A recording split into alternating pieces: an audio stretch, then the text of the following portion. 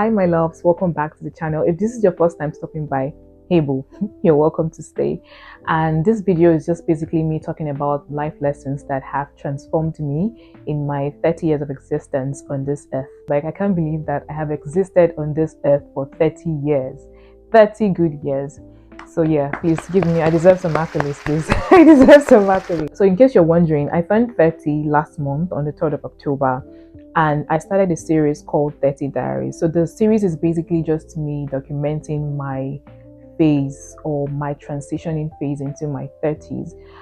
It's very personal to me, and I decided to just document my life. I want to be able to look back in years to come and say, oh, I've been there, I've done that, I've gone through that phase of growth, and that way I can be able to have something to look back on, like something to fall back on and know that, okay, I have gone through several phases in my life that has led to where I am today. So I think that this series is going to be impactful to quite a few people, and that's why I decided to document it. Okay, so yes, as I am transitioning into my 30s, I'm going to be documenting every phase of my life. I'm going to be creating content and showing you guys, my growth process basically. And if you feel like this video is going to be impactful to you, or if you feel like the videos I'm going to be creating under this series is going to be impactful to you, you're always welcome to watch my videos here on this channel. To be honest, yeah, 30 years is quite a long time to exist on this earth, and I feel like I have learned quite a few things that I want to share with you all. And even if you're not yet in your 30s, this video might still be helpful to you. And if you are in your 30s, then you might take one or two things from this video. So let's get right into the lessons that I have learned so far. So the first lesson that has stood out to me ever since my existence on this earth is realizing that everyone has a unique purpose. God has created us, each of us, individually, and He has given us, each and every one of us, our unique purpose. Your purpose is different from my purpose. What I have been called to be is different from what someone else has been called to be. When you realize that your calling is different from someone else's calling, then I don't think you want to compare yourself to anybody else, because each of us, we are all unique in our individual ways. The discussion about purpose is a huge topic in the world today, and to be honest, so many of us haven't even discovered our purpose. Let's just be honest. If you truly ask yourself the question, like, what is your purpose? Like, why are you existing on this earth? And you find out that you can't even answer that question sometimes, right? And some of us must have discovered our purpose, while some of us are still struggling to discover our purpose. If you haven't found your purpose yet, I think it's something that you need to embark on. You actually need to find why you're existing on this earth. You must have been existing on this earth for how many number of years, and you still do not even know what you are called to do. So let's even ask ourselves the question, what exactly is a life purpose? It could be something that you're passionate about. It could be giving back to the society. It could be preaching the gospel. It could be being a humanitarian. It could be like several things, right? So you just have to ask yourself the question, what exactly have I been called to do on this earth? If you're a believer like myself, you probably want to embark on that journey where you get to, find out who you truly are by communicating with God and asking God to reveal to you what you have been called to be. I know that there are Bible plans out there that focuses on helping people to find purpose.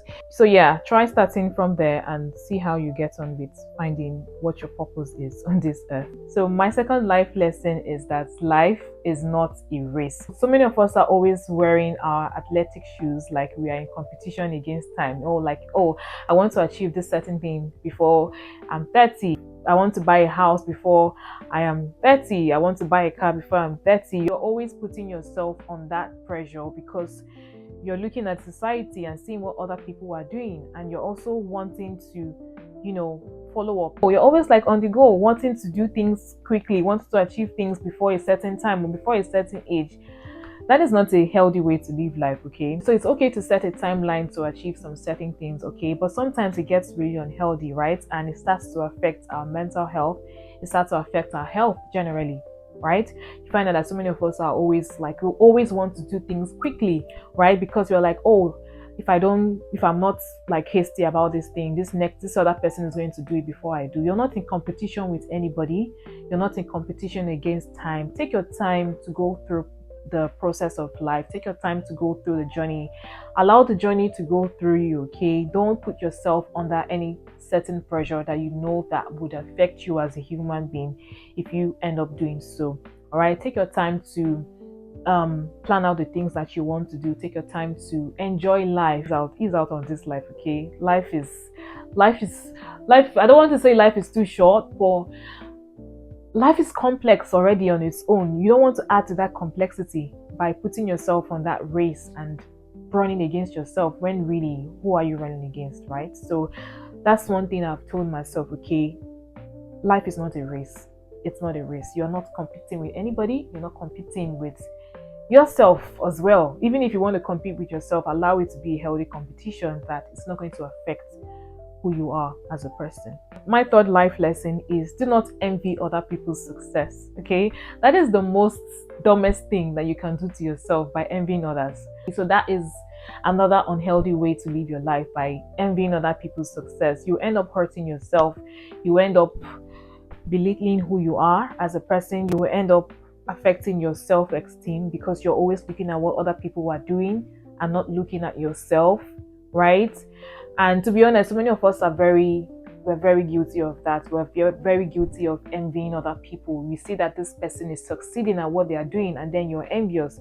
You're looking at that person with a side eye, and you're like, I wish it was me. Why is it not me buying a house? Why is it not me buying a car? Why is it them? Why is it happening to them and it's not happening to me? Do you know what they have been through? Do you know the journey that it took them to get to where they are today? So rather than envying others, be happy when you see other people succeeding. Be happy for them. Celebrate with them.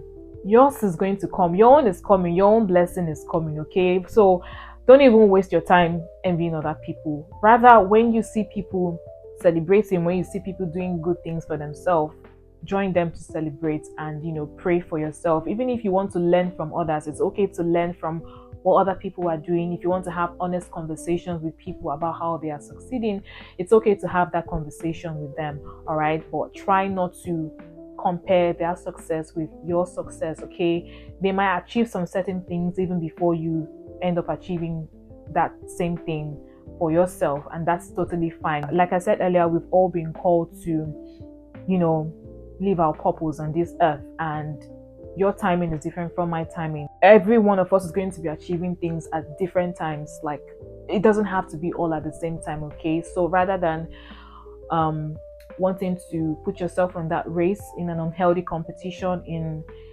an unhealthy situation as well, be thankful for what you are. Be thankful for yourself. Be thankful for who you are as a person, and pray and work towards your own success, so that even when you are also celebrating, other people would celebrate with you as well. So the next one is be content.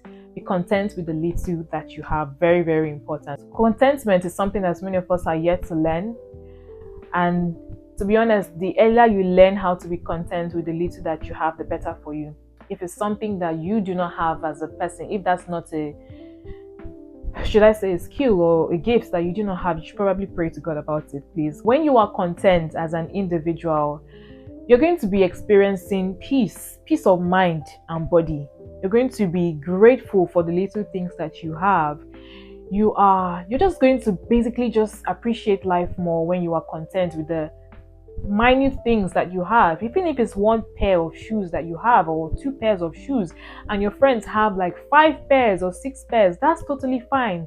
That's okay. We've all been called to different things. It's okay to want the good things of life. It's okay to dream big, right? But at the stage that you are in your life, you should be grateful for what it is that you have as at that time, and then you work towards getting more. You work towards achieving more for yourself. That is totally fine, okay? Again, if you're a person of faith and you're struggling with contentment, like you're struggling with being content with the little that you have, you can also pray about it to God.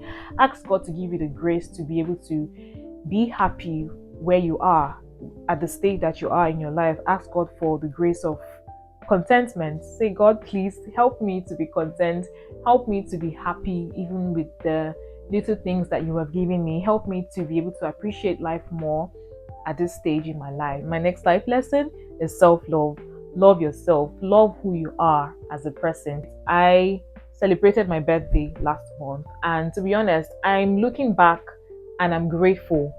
I'm grateful for the things I did. I'm grateful for how I went overboard for myself. I'm grateful for being intentional about loving myself, doing things that would make me happy, going the extra mile for myself. And I've never gotten to this stage where I have loved myself to this extent, and it's just making me so happy because I'm like, oh, I did this for myself. I'm so happy.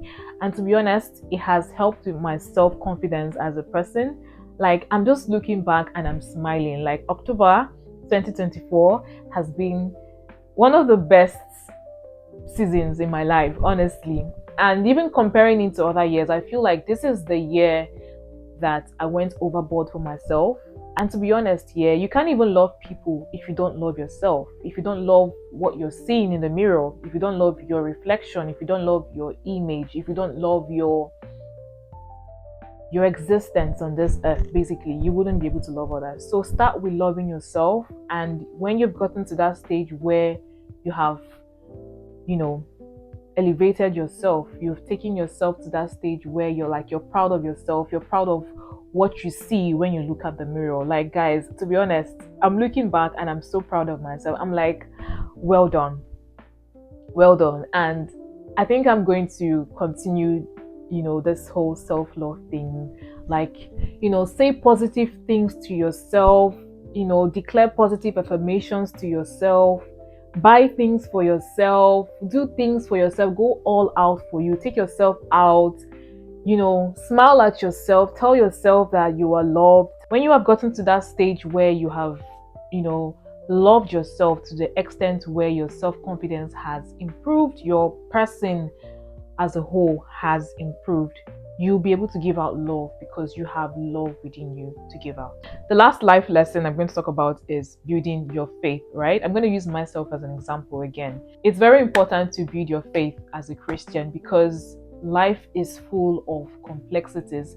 When I say building your faith, I mean like studying the Word of God consistently, like on a daily basis. For the past 2 years, I think I've been on a consistent journey of building my faith, right?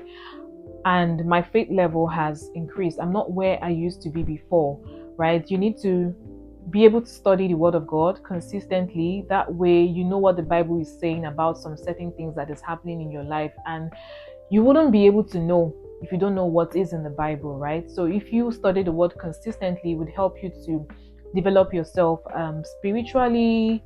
It would help you to, right, when some certain things are happening in your life, you already know like the Bible passages to go to that would help you to manage that situation. It has helped me grow, to where I am today. You could probably try doing that and see how it works for you. So I'm going to keep the video at this length because I don't want the video to be longer than what I planned for it to be. If you feel like you want to follow me on this journey, I'm inviting you to subscribe to the channel if you haven't subscribed yet. Don't forget to like this video if you haven't yet. It will help this video to get more discovered on YouTube. Drop your comments as well in the comment section. Let me know what you think about this video, and that is me saying bye, ciao.